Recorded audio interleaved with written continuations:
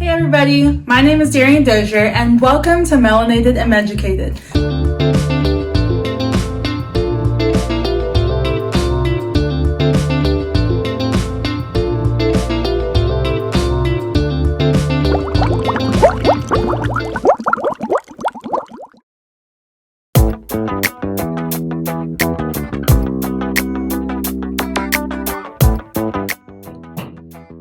Hi everybody, welcome to Melanated and Meducated interview series. Today I've got family medicine doctor Ouida Collins, who was so kind to meet with me after kind of the crazy week that we've had. How are you doing today, Dr. Collins? I'm doing great. What about you? I'm doing well. It's Friday, so I can't be too upset about that. So I've just got some questions to ask you. I'm hoping that listeners and viewers, if any of them kind of relate to your story, then this will motivate them to keep pushing forward. And hopefully this answers some questions that you might not be able to find online where you have to talk to an actual doctor to figure some of this stuff out. So the first question I'm going to ask you is, where are you from? If you could tell us a little bit about your background. Okay. I am a native Houstonian, was born in Third Ward, but have not lived in Houston in 30 years. Oh, wow. So I'm moving back. I've been in between Louisiana and Nashville Okay. During that time. So I'm happy, really happy to be moving back home. Well, that sounds good. And I mean, how was there a huge difference between Louisiana here and Nashville? I think the biggest difference was Nashville. When I moved to Nashville, I went to medical school actually in Nashville. So prior to that, I had only lived in Houston and New Orleans. And I remember when I got there, I was like, oh my gosh, this is so different. The food is different. It seems like it was a lot slower. Definitely had to go buy a coat and all of that and kind of transition. But Nashville has really grown by leaps and bounds over the past several years, and now it's the it city, and people are coming in for a lot of different reasons. So, And I've heard that's a great place for music. it is. It's Music City, and actually it was called. It started by the Queen of England when the Fish Jubilee Singers went there to perform, and so that's why the name is there. But it's not just country music. Jill Scott lives out where I used to live, and Wow. a couple of other people. So it's not just country music. It's music in general, and then also one of the larger a lot of medical companies are there, and hospital companies are in the Nashville and Franklin area now. So, Okay, cool. I have to go visit. I've only been to Memphis. I haven't been to Nashville. So I'll definitely have to add that to my list of cities to see after med school. cool. Okay, so the next question I wanted to ask you is, when did you decide that you wanted to become a doctor? When did I decide that I wanted to become a doctor? The first time that I kind of remember thinking about being a doctor, I was about 5 years old, 5 or 6. And my grandmother was having chest pain, and it was just she and I there. And at that time, there was no 911, as I share my age. You had to look in the phone book to dial the actual number to the Oh my ambulance. gosh. And I remember, being like, no, we need an ambulance or something. And so I sat down and started going through the phone book. And she asked me, what are you doing? I said, I'm calling the ambulance because you need to go see the doctor. And she was like, no, put the phone down. Come here. And I remember her holding me in one arm and me laying on her and holding her chest in the other. And so when finally, I don't know, it was either an older cousin or someone came over and was like, no, we're going to have to go. And there was the whole thing of the ambulance. And, my mom got there, my aunt. And so, anyway, everyone went to the hospital. And of course, at that time, you couldn't let kids into the intensive care unit or wherever she was. So I was sitting out and they were letting everybody else go in, and they, came out, oh, she had a heart attack. She had a heart attack. And I was like, okay, she had a heart attack. She must be dead because that's all I saw on TV. But they didn't look too sad about her being dead. And I was like, okay. So everybody could go in and they were like, oh, I'm going to sit out with Ouida and all of this. So one of my older cousins, he was sat out with me and I asked him, I said, well, what's happened? What's going on? He's like, oh, she was having chest pain, and so they found out she had a heart attack, and he kind of explained that to me. I said, well, she had a heart attack. Is she dead? Are y'all going in there to see her dead? He's like, no, she's not dead. What makes you think she's dead? I said, well, people on TV have a heart attack, they die. But I couldn't go in because of age, and I realized that the doctor came out and spoke to us. And the people in the long white coats could go in and out and do what they please. And so that was probably the first time that I kind of started thinking about being a doctor. Oh, I love it. Little Dr. Collins. Like, that's what I'm trying to be. Right. Okay, so fast forward, what did you do to prepare for medical school? So a couple of things started to prepare for medical school. I think around high school, I was debating on if I was interested in the arts, if I was interested in law, if I was interested in medicine. And so I started at Jack Yates High School here in Houston. And remarkably, my science teachers there introduced me to a wide range of different areas of science, from biology to chemistry to physics to meteorology to anything science related. And then I had the opportunity to do the Green River Wilderness Challenge. So uh, it was the pre-course to what you see Survivor and a couple of these other shows on TV. And so I was part of a pilot group where 15 and 16-year-olds, to see if that was the age group, because they were looking at 18 to 21. And I went off for a month in Utah, out in the wilderness, no contact, and jumped Oh off my the mountain, gosh. water repelled, and did all of that. But that also built a lot of confidence to say, you know what, I can probably do this. So I decided at that point to apply to the High School for Health Professions in Houston, and was accepted. And you know, part of my first experience with that was with Michael DeBakey, who's world-renowned cardiovascular surgeon, and on his floor and following his team and doing all of that. From there, I went to Xavier University in Louisiana, and that at that time Xavier was number two, but since then, and even while I was there, it was number one, and still remains that way, of getting African Americans in medical school, dental school, all the health professional schools, and is number one with having those persons entering to graduate, even though Xavier does not have a medical school itself. It's good So information to know. yeah. And so that was the preparation, because that was part of it from the time you started. If you said you wanted to be a doctor, then there was a lot of preparation, even outside of just taking the classes that you need. Um, there was a lot of stress on analytical reasoning. There was a lot of stress on um, presentation. Even when you went to a summer program, they should know that you are Xavier students by the way you carry yourself, by the way you perform, by the way you do this. And so it was an ongoing process in preparation for that. Okay, wow. So that was something that I didn't know. I know when I was looking up medical schools to apply to, Xavier did come up for some of their programs that they had, but not for medical school. So that is really good, especially for pre med students of color to know, or even high school students, that they Right. can consider their undergraduate actually having a positive impact on what medical school they want to go to.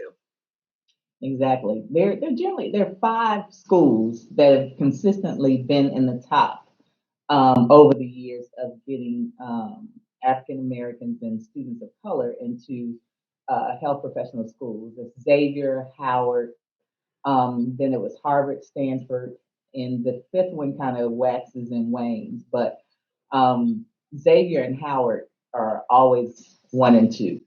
And I know that Howard also has the 6 year fast track program. So if Right. anyone's interested in that. Right. Howard has a medical school has a medical school. Xavier does not. Hmm. Um, and then there are other schools like Fisk in Nashville. They have a program that it's a 3+1 program, meaning you would attend the college for 3 years.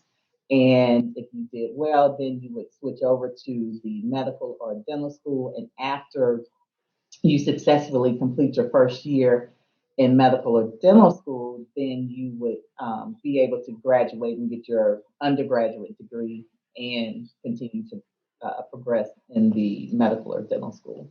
So kind of squish everything together. Right, make a good use of time.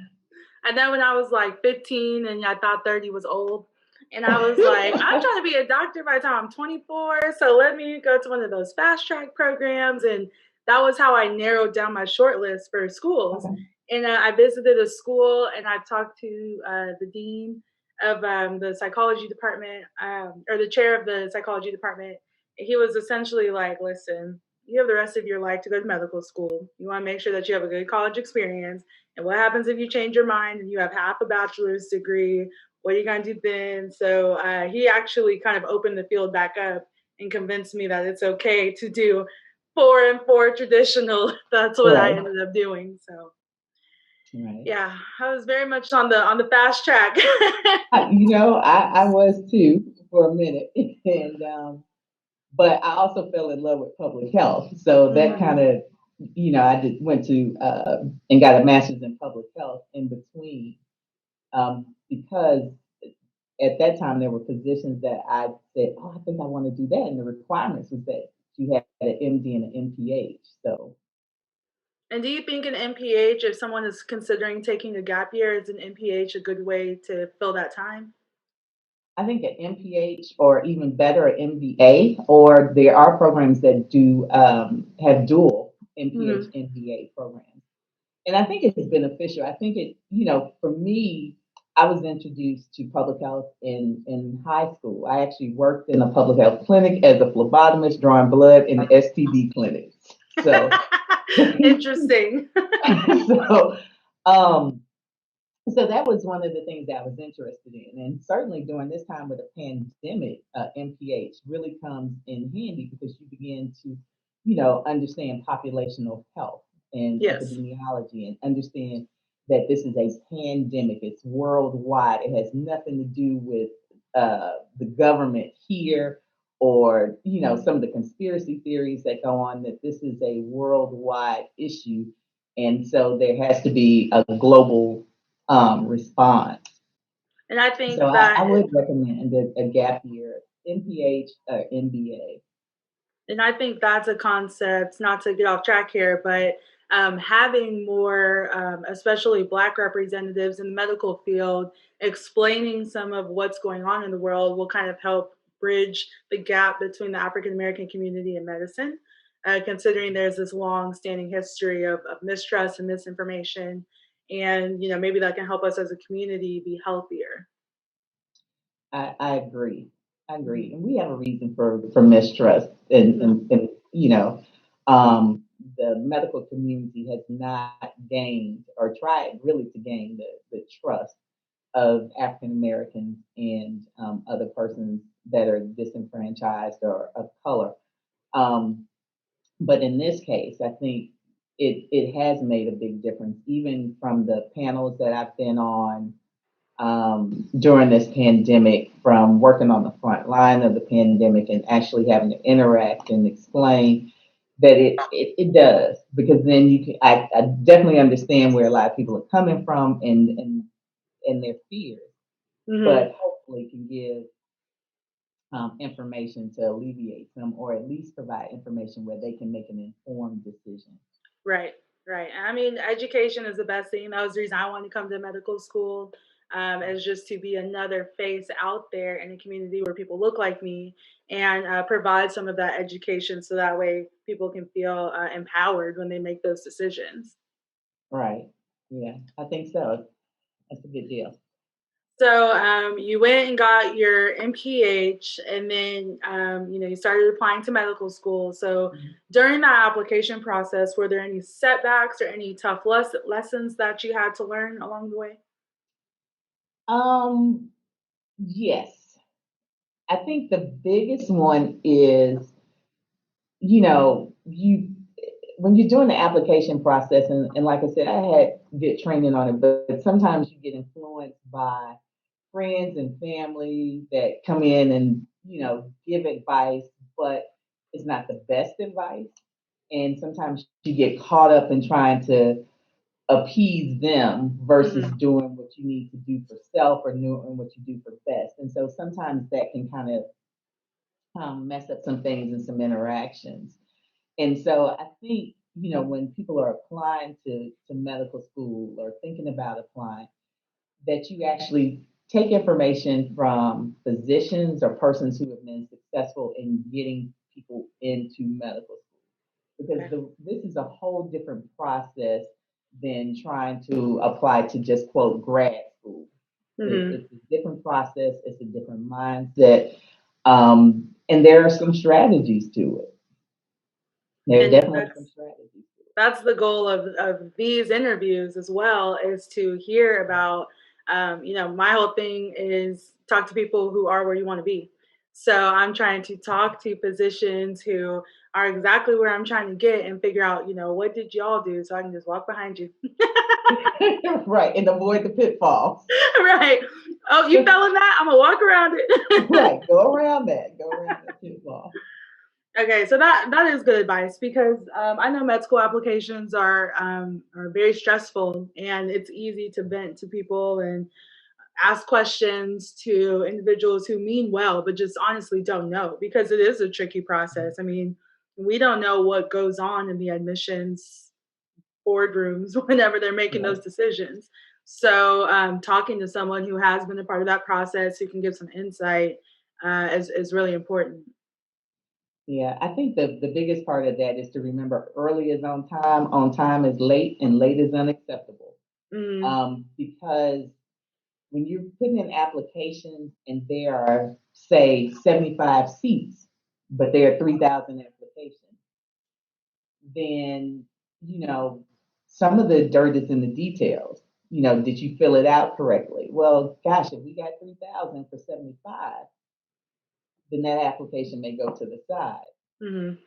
Um, the other part comes in is that you may be a fabulous candidate, but we received your application right before the deadline for having applications.